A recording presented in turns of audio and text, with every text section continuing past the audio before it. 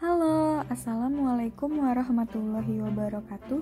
Perkenalkan, kami dari kelompok 9 yang terdiri dari 3 orang, yaitu nama saya Lufi Septiarini.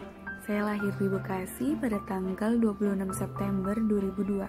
Nama saya Febriani, saya lahir di Jakarta dan tanggal lahir saya 18 Februari 2001. Nama saya Safira Ayu Anggraini.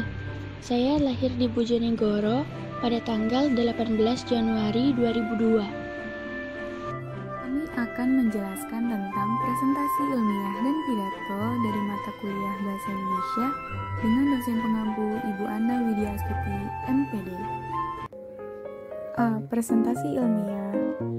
Pengertian presentasi ilmiah adalah penyajian bahan ilmiah oleh seseorang di suatu forum yang pesertanya secara sukarela terlibat aktif dalam interaksi verbal ilmiah untuk mencapai tujuan dalam waktu yang tersedia. Fungsinya sebagai sarana penyebaran informasi ilmiah baik konseptual maupun prosedural.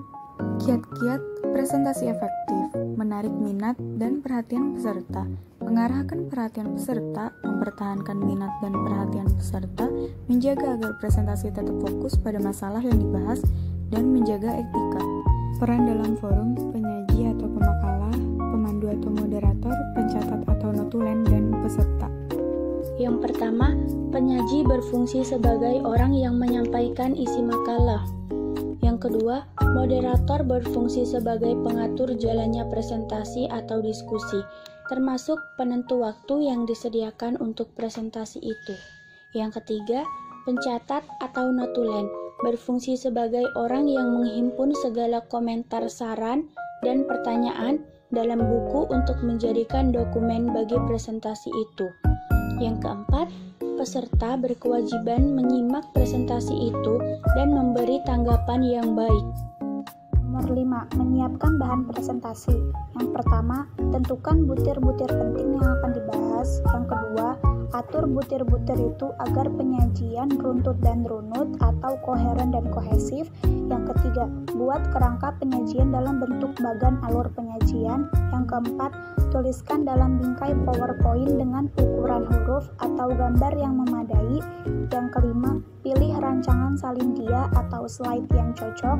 Yang keenam, uji coba penayangan. Yang ketujuh, cetak bahan yang akan disajikan. 6. Prinsip-prinsip komunikasi untuk mengurangi gangguan komunikasi secara antisipatif. Yang pertama, memastikan kecukupan pencahayaan dan ruang gerak. Yang kedua, memperhatikan tingkat kapasitas peserta ketika memilih bahasa dan media. Yang ketiga, menghindari kemungkinan multitafsir ungkapan yang dipilih. Yang keempat, berpikir positif tentang peserta. Yang kelima, membuat peserta nyaman, merasa diterima, dihormati, dan dihargai. Yang keenam, mempertimbangkan budaya peserta. Yang ketujuh, bersikap terbuka terhadap sikap dan pendapat orang lain yang berbeda. Yang kedelapan, memastikan bahwa pakaian yang akan dipakai tepat pilihan dari segi situasi formal alam dan budaya. Prinsip-prinsip komunikasi untuk memaksimalkan efektivitas dalam proses presentasi. Memastikan bahwa suara dapat didengar semua peserta. Yang kedua, memastikan penyaji dapat melihat semua peserta. Yang ketiga, menjadi penyimak atau pendengar yang baik. Yang keempat, memberi kesempatan kepada peserta untuk bertanya, klarifikasi, dan lain-lain. Yang kelima, mendorong peserta untuk terlibat aktif. Yang keenam, merespon kebutuhan peserta. Yang ketujuh, menggunakan media menarik dan efektif. B. Pidato.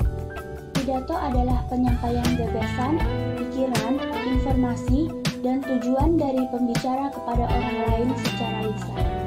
Berpidato merupakan suatu wujud kegiatan berbahasa lisan yang memerlukan dan mementingkan ekspresi gagasan dan penalaran dengan menggunakan bahasa lisan yang didukung oleh aspek non-bahasa seperti ekspresi wajah, kontak pandang, dan intonasi suara. Yang kedua yaitu fungsi dari pidato. Fungsi dari pidato adalah memberikan informasi, nasihat, motivasi, peringatan, dan pengetahuan. Yang ketiga, kriteria dari pidato. Yang pertama, isinya sesuai dengan kegiatan yang berlangsung. Yang kedua, isinya menggugah dan memiliki manfaat bagi pendengar. Yang ketiga, isinya tidak menimbulkan pertentangan sara. Yang keempat, isinya jelas, benar, objektif. Yang kelima, menggunakan bahasa yang mudah dipahami, menyampaikan secara santun, rendah hati, dan bersahabat. Yang keempat, ciri-ciri dari pidato, yaitu yang pertama, mempunyai tujuan yang jelas. Yang kedua, isinya tentang kebenaran. Yang ketiga, cara penyampaian sesuai dengan para pendengar. Yang keempat, menciptakan suasana efektif pada pendengar. Yang kelima, penyampaiannya jelas serta menarik. Dan yang terakhir, memakai intonasi, artikulasi, dan volume yang jelas. Yang kelima yaitu struktur dari pidato. Yang pertama ada pendahuluan, salam pembuka, sapaan, puji syukur, isi pidato, penutup pidato, dan salam penutup. 6. Tujuan pidato. Yang pertama informatif, yang kedua persuasif dan instruktif, yang ketiga edukatif, yang keempat entertain. Yang pertama informatif, bertujuan memberikan laporan atau pengetahuan atau sesuatu yang menarik untuk mendengar. Yang kedua, persuasif dan instruktif. Berisi tentang usaha untuk mendorong, meyakinkan, dan mengajak audiens untuk melakukan sesuatu hal. Yang ketiga edukatif, berupaya menekankan pada aspek-aspek pendidikan, misalnya tentang pentingnya hidup sehat, ber-KB, hidup rukun antar umat beragama, dan lain-lain. Yang terakhir, entertain, bertujuan memberikan penyegaran kepada audiens yang sifatnya lebih santai. Nomor 7 ada metode berpidato. Yang pertama, metode memoriter. Yang kedua, metode eksemporan. Yang ketiga, metode impromptu. Dan yang terakhir, metode naskah. Metode memoriter atau metode menghafal yaitu naskah yang telah dipersiapkan sebelumnya, bukan untuk dibaca, melainkan untuk dihafal. Metode eksemporan atau metode penjabaran rangka yaitu teknik berpidato dengan menjabarkan materi pidato yang terpola secara lengkap adalah teknik yang sangat dianjurkan dalam berpidato. Maksud dari terpola yaitu materi yang akan disampaikan harus disiapkan garis-garis besar isinya dengan menuliskan hal-hal yang dianggap paling penting untuk disampaikan. Metode impromptu atau metode spontanitas yaitu metode pidato yang tidak dilakukan persiapan atau pembuatan naskah tertulis terlebih dahulu. Biasanya dilakukan hanya oleh orang-orang yang akan tampil secara mendadak. Metode naskah yaitu pidato yang digunakan untuk pidato resmi dan dibacakan secara langsung. Cara demikian dilakukan agar tidak terjadi kekeliruan karena setiap kata yang diucapkan dalam situasi resmi akan disebarluaskan dan dijadikan figur oleh masyarakat dan dikutip oleh media massa. Yang ke-8 yaitu jenis-jenis pidato. Yang pertama, pidato informatif. Yang kedua, pidato argumentatif. Yang ketiga, pidato persuasif. Yang keempat, pidato rekreatif. Penutupan pidato yang efektif. Yang pertama, hindari mengakhiri pidato secara mendadak atau kasar. Yang kedua, hindari mohon maaf. Yang ketiga, hindari mengemukakan poin baru lagi.